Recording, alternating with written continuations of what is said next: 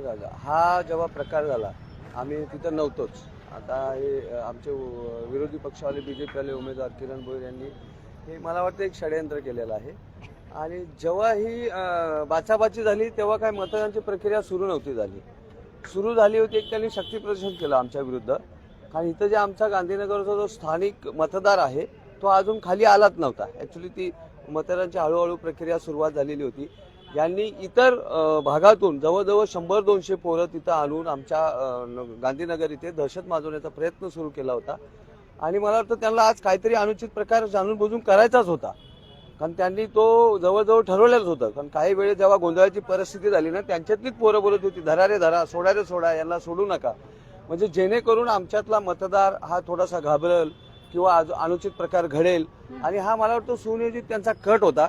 आणि असा कुठला प्रकारच झाला नाही. सकाळी आम्ही जेव्हा होतो ना मी त्यांना स्वतः समजत होतो की किरण 2-3 दिवसाचं हे निवडणूक आहे तर तू कशाला आमरी तुमरी देतो. तर त्यांनी आवश्यक भाषेत शिवेगाळ चालू केली, पुढे झकलणं चालू केलं.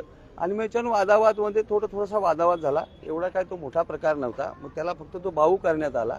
आणि आम्ही त्या स्पॉटवर नव्हतो. ॲक्च्युली आमच्या काही महिला होत्या प्रथमदर्शनी. आम्हाला जेव्हा फोन आला तेव्हा आम्ही त्या याच्यावर गेलो.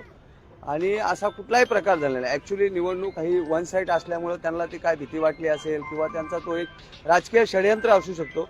आम्ही ते काय बोलू नाही शकत. पण आम्ही पहिल्यापासून जे बोकस वोटर आहेत जे नावं येत आहेत तिथे आम्ही पोलीस स्टेशनला कळवलेलं. मी स्वतः संपूर्ण ACP DCP CP निवडणूक आयुक्तांना मेल केलेले आहेत. पोलीस स्टेशनला साहेबांना शिंदे साहेबांना भेटून स्वतः मी पत्र दिलेलं आहे की बदलापूरमध्ये इतर जिल्ह्यातील नावं बोकस नोटीस करून इथं काही लोकांनी नोंदवलेली आहेत.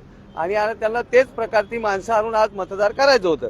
मी सोशल मीडियावर आणि तुमच्या माध्यमातून याच्या आधी आपण सोशल मीडियावर बोलल्यामुळे त्यांना ते थोडी जास्ती असेल की बाबा चिडचिड वाटते माणसाची. आमची जी वोटिंग आम्ही तयार केली होती आणि ती आम्हाला करून नाही दिली. तर मला वाटतं एखादा राजकीय नेता किंवा एखादा पुढे काय भविष्यात तो होणार आहे ते असे खोटे नाटे मतदार नोंदवून तो उद्या लोकशाहीची आणि प्रजासत्तेची भाषा करत. तर मला वाटतं अशा नेत्यांनी राजकारण करू नये. कारण एखाद्या छोट्या नेत्यावर आमची तरुण पिढी ही बघत असते आणि त्यांचं अनुकरण करत असते. मला वाटतं ह्या चुकीच्या गोष्टी आहेत. याच्यापुढे मी नक्की त्याच्या खोलवर जाईल. मी सगळ्या नोटऱ्या शोधून काढील. हे कोणी नावं नोंदवली काढेल, हे कुठल्या जिल्ह्यातून आली लोकल काढेल आणि मी नक्की यांच्यावर कारवाई करायला लागेल. बोलण्यासारखं अजून खूप आहे. आता इलेक्शन संपलेलं आहे, खेळीमेळीचं वातावरण आहे. सकाळी झालेलं प्रकरण होतं, आता एवढा उशिरा का स्पष्टीकरण किंवा प्रतिक्रिया द्यावी? काय झालं, आज निवडणुकीचा वेळ होता. आम्हाला आमचं मतदार काढायचं होतं, प्रक्रिया पूर्ण करायची होती. लोकशाहीचा उत्सव आहे, हा उत्सव पूर्ण करायचा होता आणि त्याला तो गालबोट लावता कुणी प्रयत्न केला तर आमच्या मतदारांचे आम्ही प्रतारणा नाही करू शकत ना. म्हणून आम्ही आज तुम्हाला बोलून आमची बाजू मांडणं आम्हाला गरजेचं होतं की नक्की प्रकार काय झालेला. खरं म्हणजे हा गांधीनगर आमचा जवळजवळ 800-900 लोकांचा आहे आणि तो आम्ही सगळे स्थानिक लोक आहे तिथे.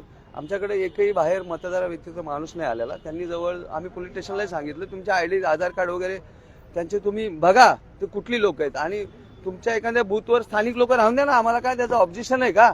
तुम्ही एखादं शक्ती प्रदर्शन कराल आणि मग आमच्यावर दहशत कोणाच्या एरियात तर आम्ही पण प्रतिकार करणार ना. आम्हाला लोकशाहीने तो अधिकार दिलेला आहे. बस हा एवढाच प्रकार होता. दुसऱ्या याच्यात मला वाटत नाही काय झालेलं होतं. मावशी, काय प्रकार घडला होता सकाळी तुमच्या निदर्शनात काय आलं? आम्ही सकाळी आपल्या बूथवर बसलेलो ना, तर पोरं आले असे. तर असे जरा हे पाहिजे, कोण पाहिजे, तर बोलले वोटिंग करायला चला. तर आम्ही बोललो आम्ही येणार नाही येणार. तर असे ओढायला लागले. ओढायला लागले. तर आमचं जे सामान होतं ना बुक ते असे विस्कटायला लागले. तर मी बोललो काय करायचं आता याला. घाबरलो आम्ही. तर कोणीतरी सांगितलं कोणाला तरी इथल्याच आपल्या लोकांना. मग ते आले सगळ्याच्या नंतर मग त्या लोकांनी काय केलं आणि जो आता त्या लोकांनी सांगितलंय ना ते काय ते आता जो ते आहे ना तो आम्हाला त्या मुलांनी सांगितलं आम्हाला किरण भोईरनी पाठवले. अच्छा. कारण ते मुलं आमच्या ओळखीचे नव्हते. ऐकलं का? आम्ही बोललो असं कसं पाठवलं ते किरण भोईर ना. तर बोललो माहिती नाही आम्हाला. चला चला चला चला चला वोटिंग करायला चला. आम्ही नाही गेलो ना.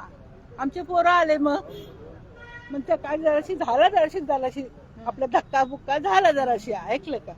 नंतर आम्ही ते सगळं मिटवलं सगळं. नंतर ते आल्याच्या नंतर आम्ही 12 वाजता मी न्यूज बघितली ना. त्या न्यूजला तो काहीतरी सांगतोय बायकांना डापून धरलंय.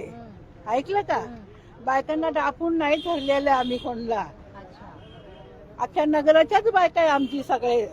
हा आम्ही लोकांच्या आणि असे थप्पे देऊन आम्ही काय घेतलं नाही कुणाचं. जे आपल्या आपल्या मनाने येते करायला, ऐकलं का, असं त्यांचं ते होतं.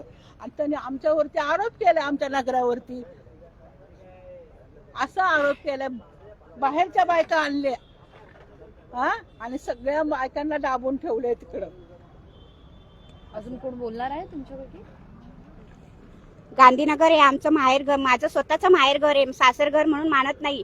आणि कोणालाही आम्ही दमदाटी करून किंवा कशाही महिला आणलेल्या नाहीयेत. आमच्या महिला स्वतःहून तिथे हजर झाल्या आणि आम्ही काम करणार असं स्वतःहून सांगितलं. दहशत तर ह्यांच्या पायाखालची सरकली आहे, जागा जमीन ह्यांच्या पायाखालची सरकली आहे म्हणून हे दहशत दाखवतात आम्हाला.